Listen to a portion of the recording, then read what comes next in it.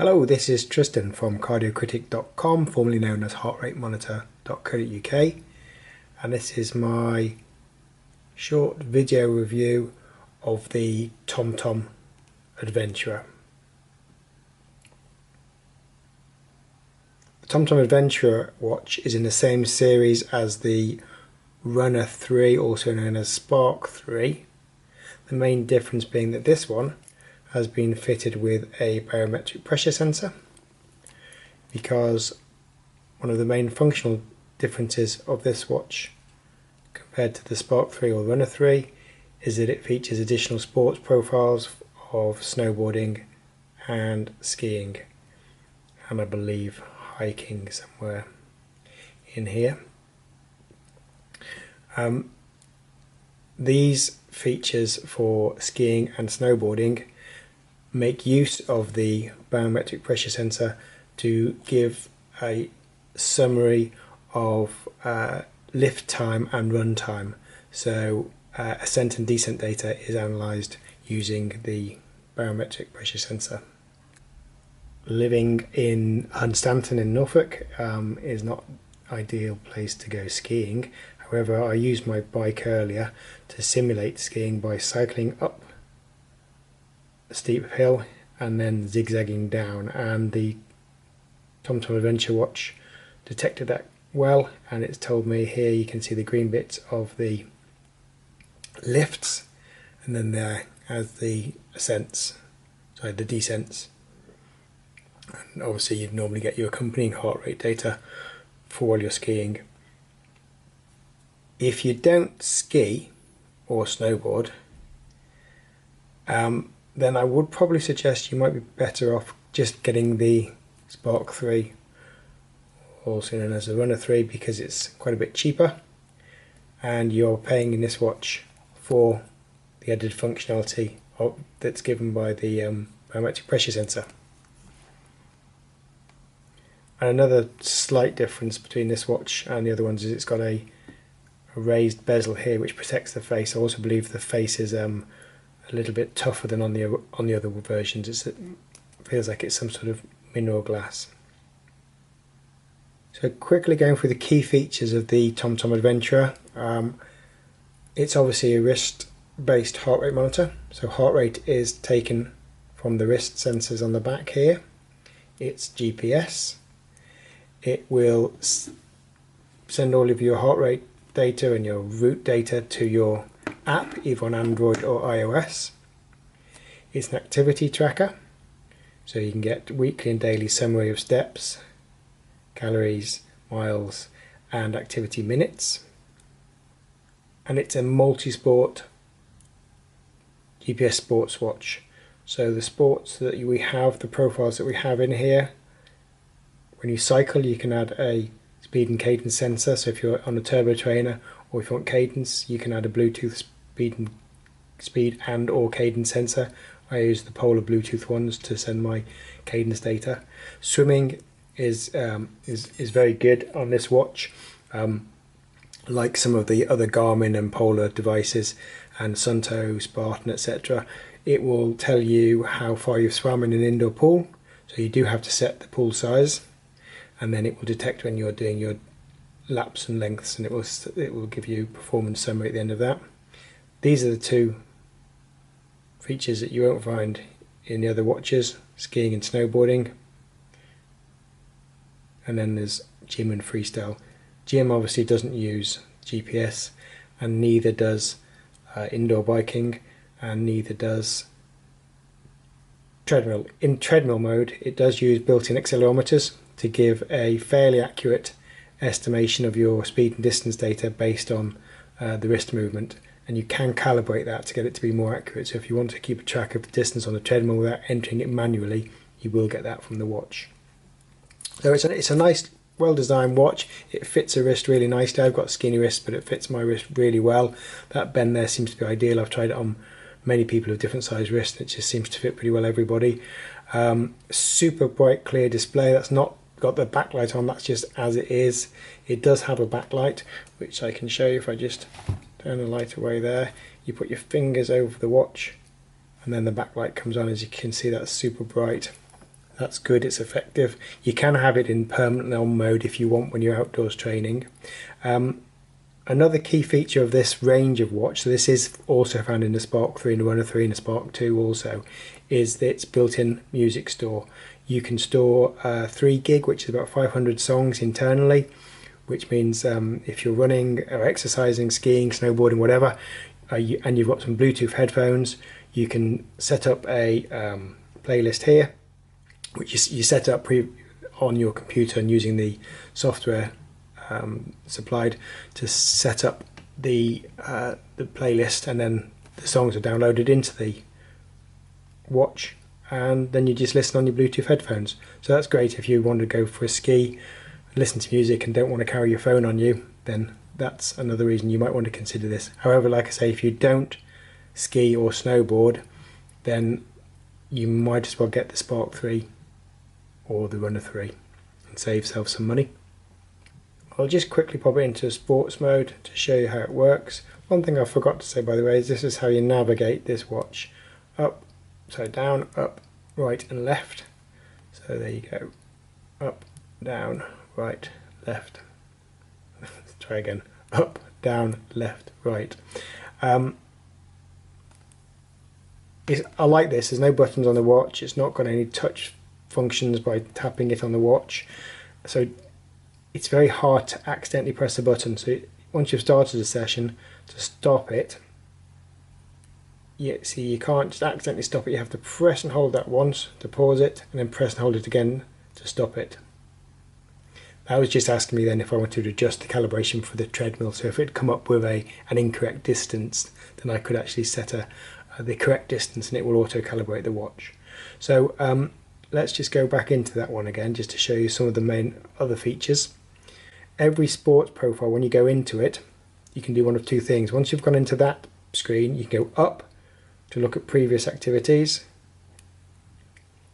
and you can go down to enter these options here. So you can choose your type of training. So you can choose a goal, like distance-based goal, or a time-based objective. Intervals, you can set your interval sets there. Laps can either be time-based or distance-based or manual laps. Zones, you can run within a zone, either a speed zone, a pace zone or a heart rate zone. So I can set I want to run here, I want to stay in zone 3, and now my whole time that I'm running, unless I'm in zone 3, the watch would alert me and tell me that I'm out of zone until I'm in zone 3. I'll just stop that, go back in. So that was under training and that was under zones. Also you can go into race. In race you can race against a recent activity that you've already done. So if I go down to run mode, we're just going to wait for a minute to pick up the GPS. I am sitting at my desk at work, but it's very sensitive and it will pick up the GPS because I'm near a fairly large window. So GPS is now there. If I go down here, I'm not doing any particular training currently, but I can go to race, and if I go to race and then go to recent, I ran a 3-mile run a couple of nights ago, so I can actually race against myself. So I want to run that 3.19 miles in about 25.5 minutes. Press go,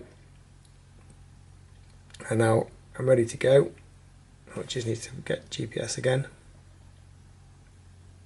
Okay, so it's just locked onto the GPS, so let's go. Now this screen shows me my distance objective, and this shows me that that's the little runner that's getting away from me, and I'm 16 yards, 19 yards because I'm not moving. So it's a bit like, well, it's very similar to Garmin's virtual partner, virtual pacer function, where you can, I'm running against a previously ran trail. Let's just look at some of the other screens here. I'm going to leave this mode because this limits some of the screens I see. It's going to go back into it again, but this time I'm just going to go to none. Just wait for the GPS.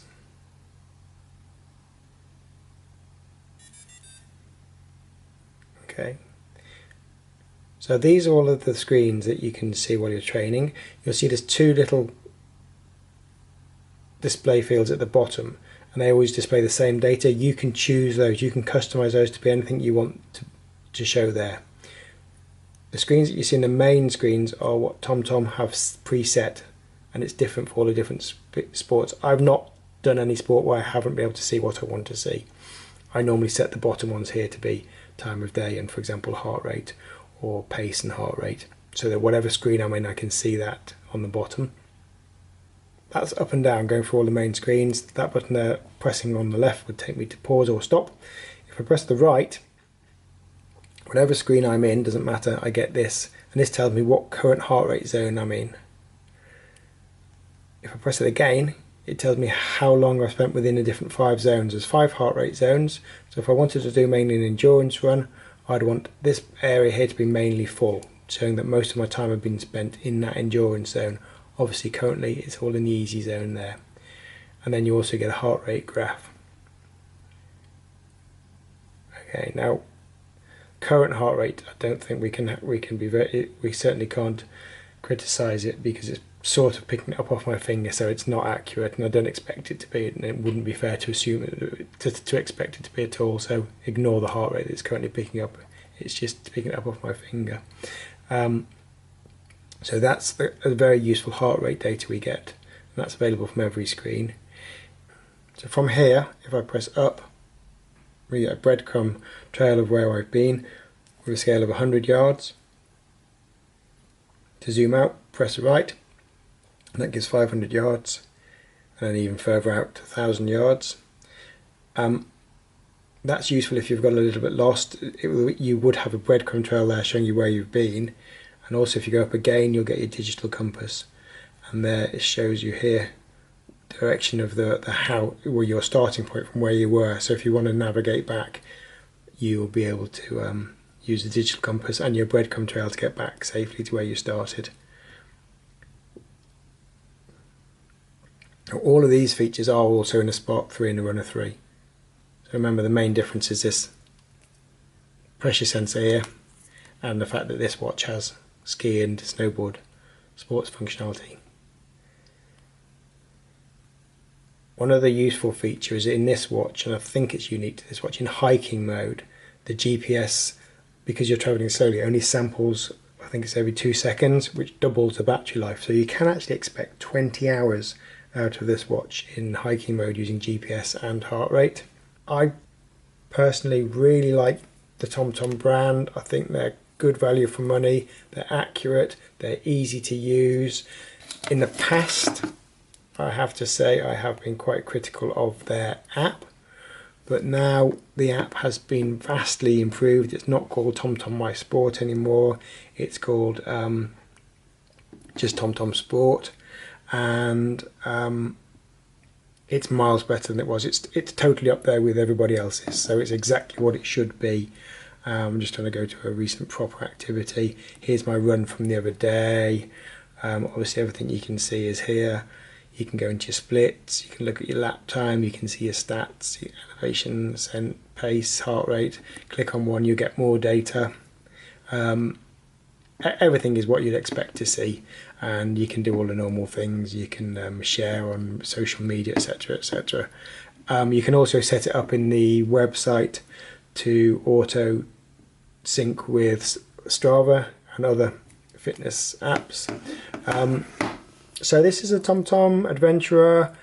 I've probably missed out loads of things. It's comfortable, it's well made, it's very easy to navigate, it's super easy to use. I'm probably going to award it between 4 and 4.5 stars out of 5. There's nothing really I can say to criticise about it. In fact, I can say now I am going to give it a 4.5 out of 5, because I think it's an excellent watch. If you don't need the skiing or the snowboarding, then do consider the cheaper Spark 3 or Runner 3, because they are equally as good. Okay, thank you very much for watching. This is Tristan from cardiocritic.com. Please check prices in any of the links that you see on the website, and thanks for watching. Cheers, bye.